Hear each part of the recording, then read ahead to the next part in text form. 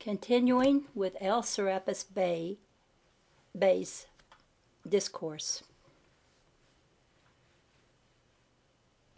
The mind of man must be the servant before God's throne, and the heart, the center of your being, is the open door to that throne. Humility is the only thing that ever qualifies anyone to rule, and he who would rule must serve. God is humble. The very least one in the kingdom of God is the greatest, and he that is the greatest serves the one that is least. This is the cardinal rule of all spiritual attainment. He who would attain most, he must serve most.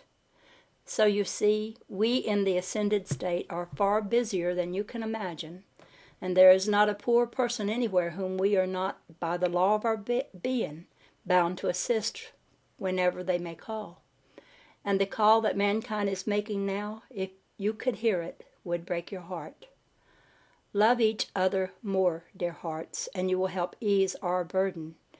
Do not think we suffer. Far from it. We are very joyous individuals, but we are very busy, and we need your assistance as you need ours. For your calls and affirmations help us to expand the light by the authority of your calls further into the human octave than we otherwise could. So we really need each other, you see, and I want you to know that we are grateful to you, and even though you may not see me, I am helping you, for I am a very etheric fellow, and unless your eyesight is very sharp, you would not see me, but nonetheless, I am here. I am with you always, and in all ways. As you move up the conscious path toward the door of your sure, certain victory, I thank you. And so ends that discourse, and now the great divine director begins a discourse. All that you are is determined by your mind and the way it directs the light pouring in at every moment from your great God self. And you are responsible for that light, that creation. As a creator, you were created with the very light and consciousness of God within you. And as a creator, you must bear your responsibility. And it is to better help you bear that responsibility that I have come to you. You see, my name indicates to you who and what I am, a director, just as the mind of each of you is a director, only I am a great divine director, just as the higher mind, the higher mental body of each of you is a great divine director. I am an actual being, a being who has been on the earth in mortal physical form, just like yourselves, only I have raised my form, and through the knowledge, wisdom, and dominion that I have attained, and through the manifestation of my activity, I am able to help you achieve that same dominion, God consciousness, that is your heritage, your longing, and your true nature. For the great divine director of you is the mind of God in action, and your ability to tune into and to become the mind is your eternal freedom and victory. The human mind, to the contrary, is nothing more than accumulated energy, qualified and stored in the world of the individual, which registers and acts through the physical cells of the human brain in the manner in which the humanly created patterns have been established. And so you see, there is nothing original, unique, or truly creative about the mind itself. All that it has is borrowed energy, which has been lent it, which it must give account of, and which it must eventually return to God, the source that I am. You see what a dreary thing the human mind is of itself, a computer that has been programmed, nothing more than that. Through the five senses, it has stored, sorted, and rearranged, and not even that very well has it.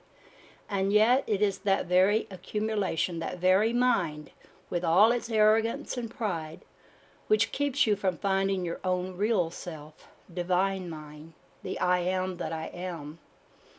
For it is only by divine mind, that actual living God presence that dwells within and above every individual, a being as tangible to us in our octave as you are to each other in your octave, that anything new, creative, or anything of the light ever comes to earth and into the minds, hearts, and worlds of individuals everywhere.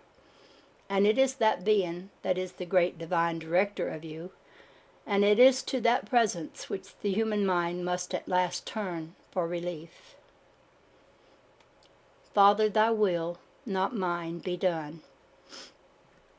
And when the individual reaches that point, usually only after much human suffering, then the blessed individual is on his way to freedom, for he has turned to God, and with God all things are possible and certain.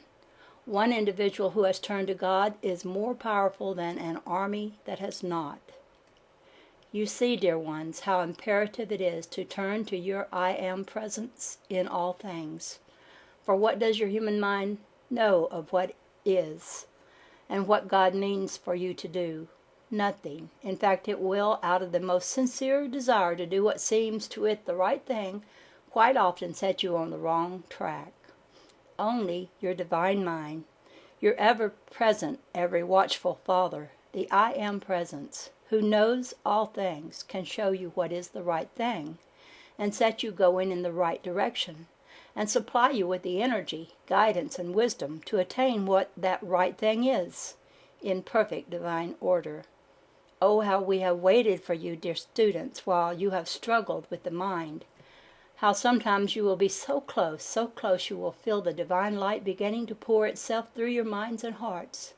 And then the human mind jumps up like a jealous little dog to claim the owner that has been ignoring it, and tries to claim the light for its own. But it is not its own. You must learn to relax. You must learn to let that delicate, ever-present light from within the very center of your being come out and have full sway, until it slowly fills your whole being, mind, and world with its pure love, wisdom, and radiance divine. Human mind is a poor teacher of mind. It pretends to discipline itself only to reassert its hold in yet another way. I beg you, dear ones, leave the mind alone. Let it alone, and it will let you alone. Do not try to analyze this great light from above, nor the law governing its use, for that would only keep this light from acting, which light I know you want more than anything else. And how many centuries have you waited for this great light, yet turned away to live in a world of your own creation? And how long do you choose to remain in that world? Only you can answer that, dear ones. But I know that as you are sincere, you will turn your attention within to your hearts, and there find that great light from the presence, that great love, that great wisdom, and that great power that is the presence of God eternal within you. May the love, wisdom, and power of the presence that I am, and the great host of ascended masters, raise you into the full consciousness of the crystal chalice and the eternal victory of your own I Am presence forever. I thank you. And thus, that's the end of the book. And this was very good. I enjoyed reading this. I've had this a long time, and sometimes you forget how good some of the books you've had for a long time are until you pick them up and read them again. Well, I didn't have to pick it up like a book. This is in a file that I have typed it onto my Google Documents, and if anyone should like this, I would be glad to send it to them. If they should so desire it, I can send it if I just only know your email address. I love Google Documents because they are so easy to share. It costs nothing, doesn't take any trees to sacrifice their lives. It's all out there in cyberspace, and cyberspace puts it right in your face and you can have it in seconds. It is just a wonderful tool. And thank you for listening, and comments are welcome. I love you all. Bye-bye.